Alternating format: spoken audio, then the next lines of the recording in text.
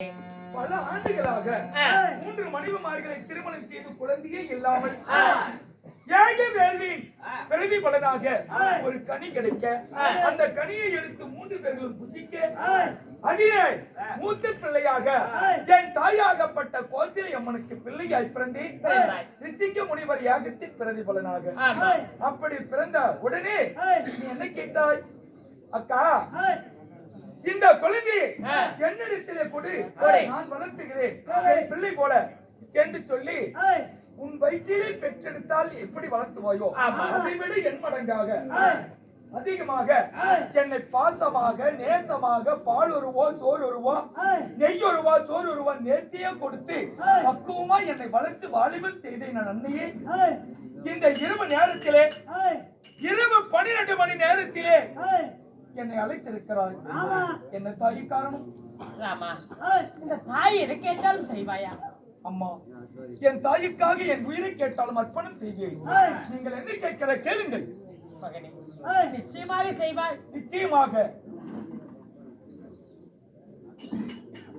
மகனே, சத்தியமாக செய்வாய். அம்மா, நீ என்ன சொன்னாலும் கேட்பேன். இதோ சத்தியம் தாயி. கண்ணே, விழுந்தால் இந்த அயோத்தி நாட்டையே உனக்கு பட்டாபிஷேகம் தரிக்கிறார்கள். உண்மைதான் தாயே. அதனால இந்த தாய்க்கு ஒரு பேராசை. என்னம்மா? என்ன தெரியுமா? இந்த அயோத்தி நாட்டை நீ ஆளக்கூடாதப்பா. உன் தம்பி ஆகப்பட்ட பரதன் நாட்டை ஆள வேண்டும், காடு ஆள வேண்டும்.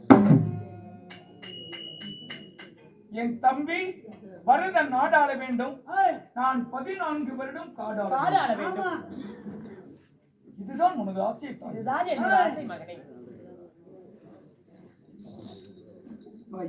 மகனே, என் அன்னையினுடைய ஆசை என்னவோ அந்த ஆசையை நான் நிறைவேற்றுகிறேன். உங்கள் விருப்பப்படி ராமர் ஆண்டால் என்ன, லட்சுமணர் ஆண்டால் என்ன, பரதன் ஆண்டால் என்ன, என் தம்பி தானே, என் சகோதரன் தானே. என் தம்பி பரதன் நாட்டை ஆளட்டும், நான் காடு ஆள்கிறேன். உங்கள் விருப்பப்படி இரவோடு இரவாக பொழுது விடுந்து விட்டால் உனக்கு பட்டாபிஷேகம் சூட்டுவார்கள். மந்திரிகளும் நாட்டுள்ள மக்களும் பரதனுக்கு பட்டம் சூட்டுவதை ஏற்றுக்கொள்ள மாட்டார்கள். இரவோடு இரவோடாக ராமன் காட்டுக்கு சென்று விட்டார். பட்டம் சூட்டுவதற்கு பரதனே தகுதியானவன் என்று அப்பொழுதுதான் பட்டம் சூட்டுவார்கள். அதனால இரவோடு இரவாக நீ சென்று விடு என்று சொல்கிறார். உண்மைதான் மகனே. அப்படியா? அம்மா, உங்களுடைய வார்த்தை என் சிறமை கொண்டு இரவோடு இரவாக நான் ஆரணிய வனவாசம் செல்கிறேன். செல்வதாய் இருந்தாலும் என் தந்தையார் இருக்கிறார் அல்லவா, என் தந்தை இடத்தில் ஒரு வார்த்தை சொல்லிவிட்டு. மகனே, வேண்டாம் அப்பா, தந்தையை பார்க்க வேண்டாம். இந்த தாய் சொல்லக்கூடிய வார்த்தை கேளப்பா. நான் சொல்கிறேன் அல்லவா, தந்தை இடத்திலே நீ சென்று போய் வாரேன் என்று சொன்னால் எந்த தந்தை தான் ஏற்றுக்கொள்வார்கள். நீ என்னிடத்தில் செய்த சத்தியம் பொய்யாய் போய்விடும். அதனால உன் தந்தையை பார்த்துக் கொள்வதற்கு நாங்கள் இருக்கிறோம். அதனால நான் சொன்னபடி என் வார்த்தை கேட்டு இரவோடு இரவாக நீ சென்று வா, ஆரண்ய வனவாசம் என்று சொல்வாசம். ஆகட்டும், போய் வருகிறேன். நம்ம சென்று வா.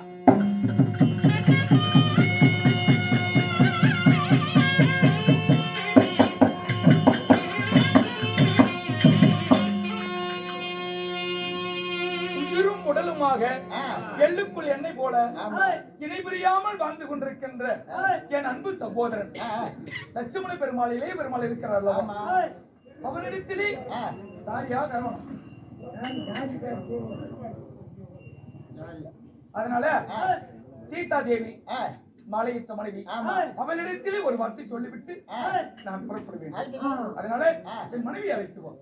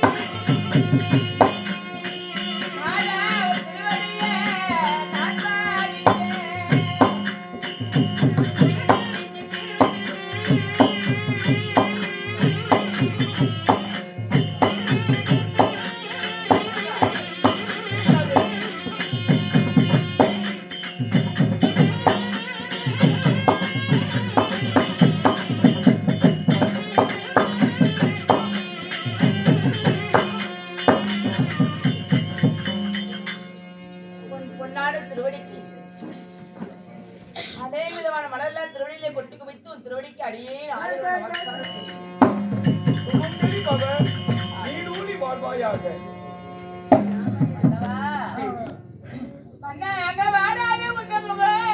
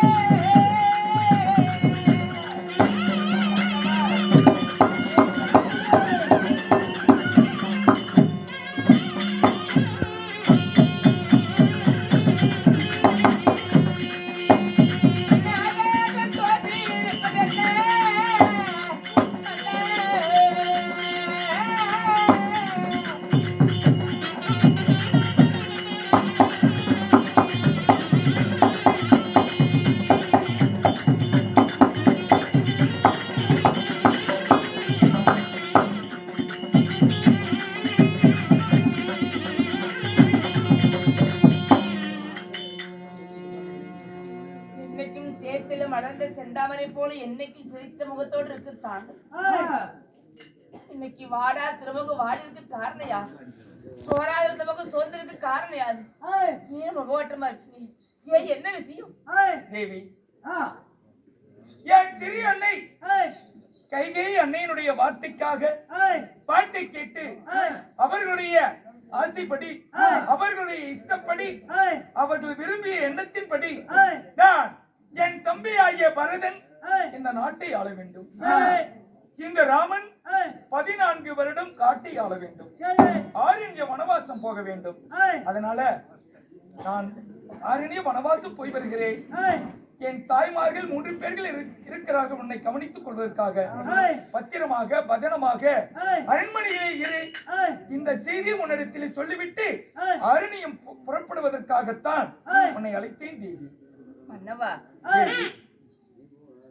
ஜனக மகாராஜனுக்கு திருக்குமார்த்தியே பிறந்தன்னா, பட்டத்தில் இளவரசியா வாழ்ந்தன்னா, அயோத்தி ஆளக்கூடிய தசரதை ஈன்றமைந்த ராமாலட்சுடைய கரைப்பிடித்து சுகபோகத்தை அனுபவித்து ராஜபோகத்தை அனுபவித்த நான் கல்லுமுள்ளு காணத்தில் எப்படிமா சஞ்சரிப்ப? நீ அதாவது ராஜபோகத்தை அனுபவித்து இங்கே இரு.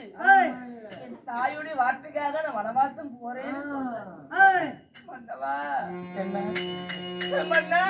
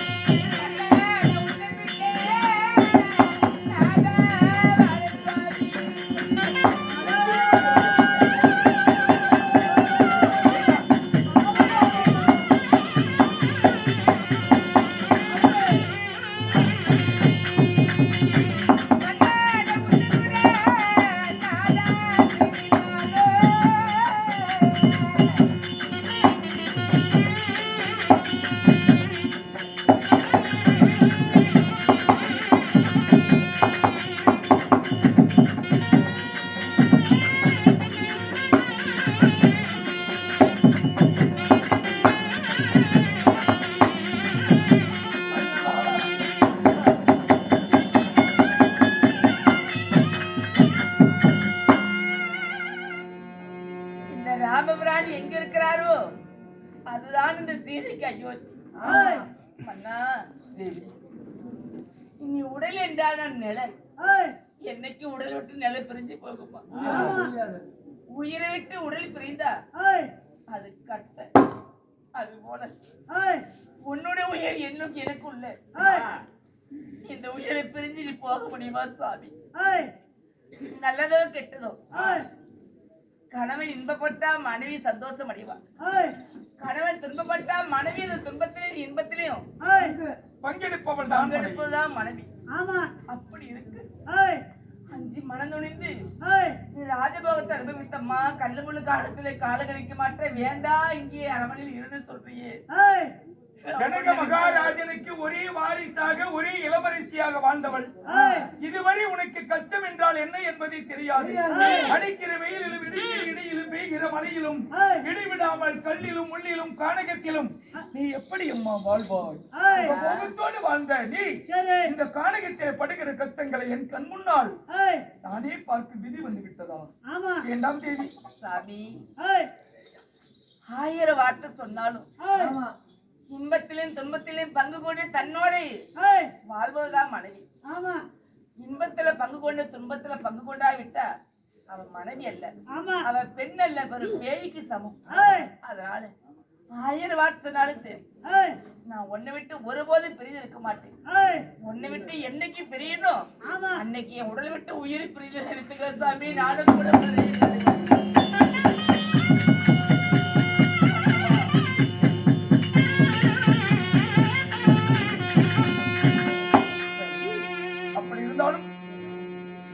தம்பியாய் விளங்கி வரக்கூடிய லட்சுமண பெருமாளை அழைத்து அவரிடத்தில் சொல்லிவிட்டு இருவரும் நாம் அரணிக்கு செல்வோம். அழைத்து